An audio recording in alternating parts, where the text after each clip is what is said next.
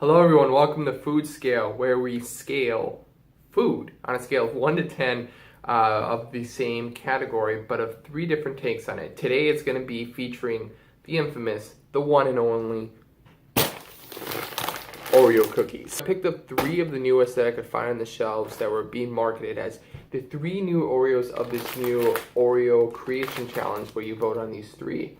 And I thought before you guys make the same decision and wrong mistake, probably in the end, unless all 3 are amazing, picking up all these 3 and voting for them, I thought I'd give you kind of a rundown of what to expect so that you know which one you really want to pick up in the end. So first off, we have the Cherry Coke Oreos. One thing to note with these is they have some popping candy, they say, right there in the bottom part of the package. I think this one will be pretty good if you're into the Cherry Coke flavor. Hopefully it really delivers that same sort of taste that you experience when you have the Cherry Coke along with the cream filling. Next up we have the Oreo Kettle Corn. Again, they have this little gimmick of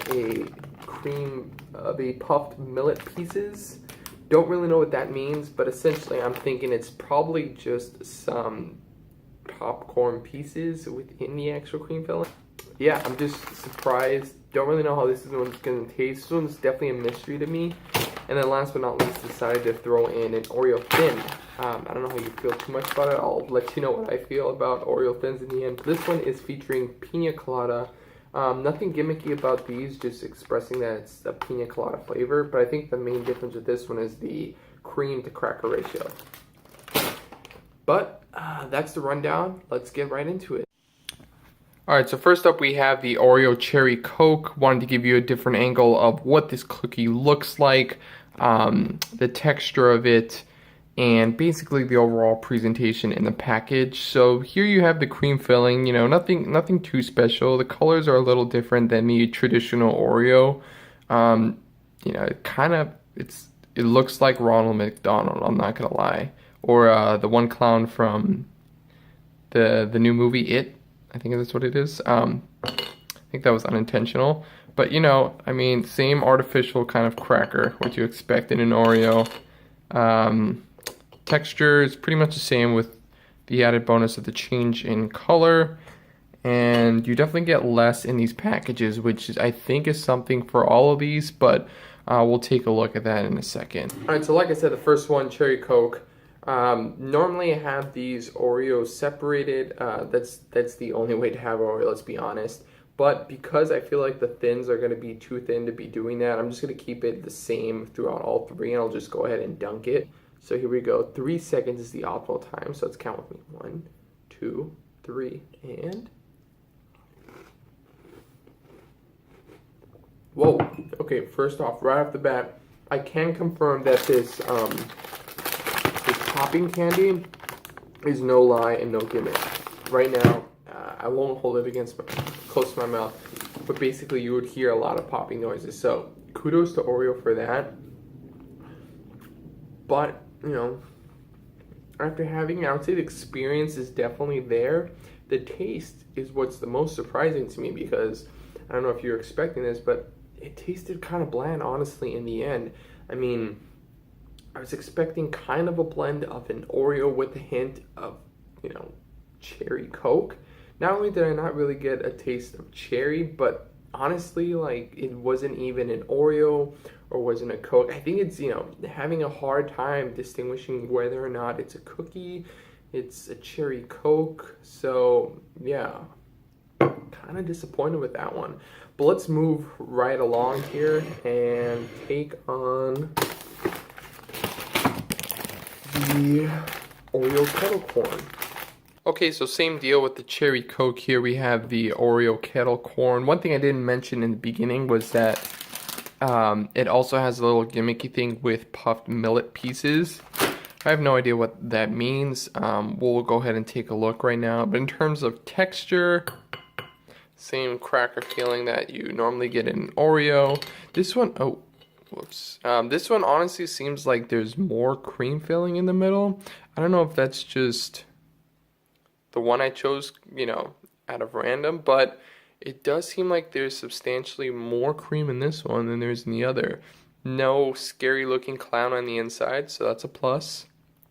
But yeah, that's how this one looks. Let's take a look at how it really tastes. All right, so just like the other Oreo, go ahead and close that cookie up. Take our milk over here, dunk it in for 1, 2, 3.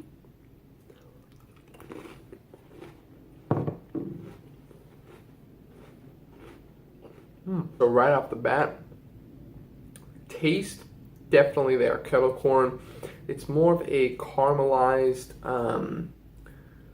butterscotch kind of taste. So if you like the old butterscotch candies, you know, my grandpa used to have that, but if you kind of like that old butterscotch caramelized taste and you really like this kettle corn, in terms of the actual, you know, the texture was fine. The experience, I didn't really taste these puffed millet pieces.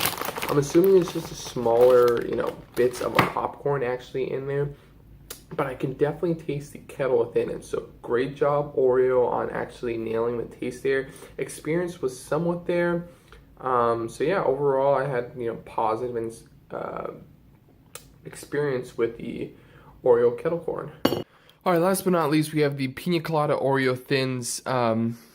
As I thought what happened when I tried separating, you know, accidents happen. But essentially, let's take a look at the same criteria. In terms of texture, you know, definitely can notice a difference in cracker to cream ratio. I mean, if you just take a closer look at this, you don't really get that much cream. But then again, look at that profile view. The ridges are still there, but the cracker itself is almost cut in half. So we're just gonna let that one go right there, and we're probably gonna have this little fella over here. No little gimmicky sort of cracker or popping rocks in here. All I can see here is a pineapple and coconut flavored cream. So this one's going straight for the taste. So maybe this taste might be the best of the three. Let's find out. All right, so here we go with the Oreo Thin Pina Colada. We're gonna dunk it just like the other ones here. 1, 2, and 3, and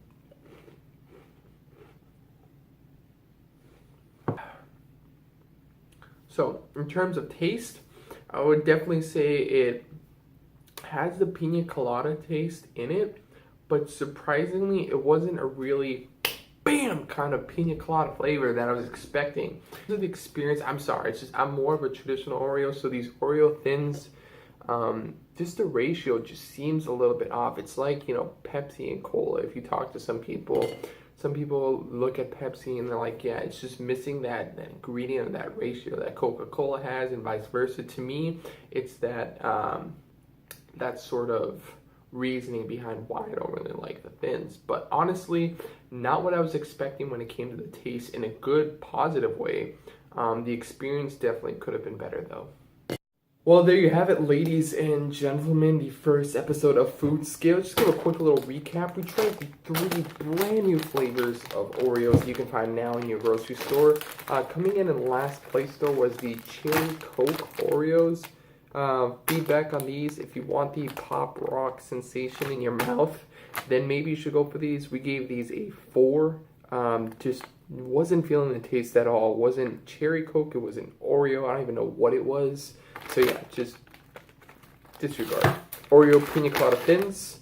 If you don't like Thins, no reason to go to them now. If you do like Thins, Pina Colada, I think their take was a bit more subtle, so keep that in mind if you're really going for that. I want that Caribbean tropical feel, that taste.